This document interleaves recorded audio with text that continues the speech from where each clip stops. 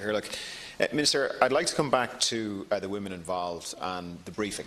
My understanding was that they would be briefed before the report was published. My understanding was that that was a commitment you had made to them, and it hasn't happened except in very few specific circumstances.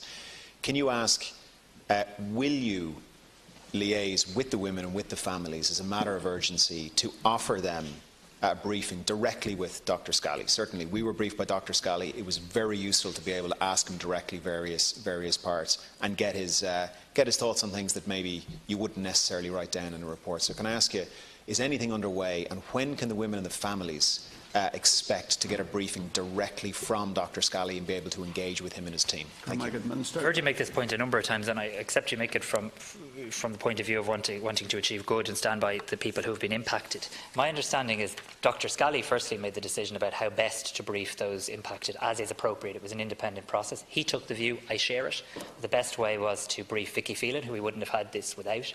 We wouldn't have had this report without her, and the two patient reps on the Cervical Check Screening Committee, Lorraine Walsh and Stephen Teep. Dr. Scally himself wrote, and was circulated via email, to all of those women whom he had contact details for, their next of kin, providing them with a view on the report and also a copy of the report. And the advocacy group, which is independent but funded by my departments for the Irish Cancer Society and the Marie Keating Foundation, had a meeting in Athlone on Sunday where those impacted had an opportunity to discuss the report. I'm absolutely open to, and I'm sure Dr. Scally can speak for him, providing a further briefing. So what I would suggest I'll do is I'll ask the advocacy group, which seems to be the best representative for him, would they like that to happen, and if they would, there's no issue with arrangement.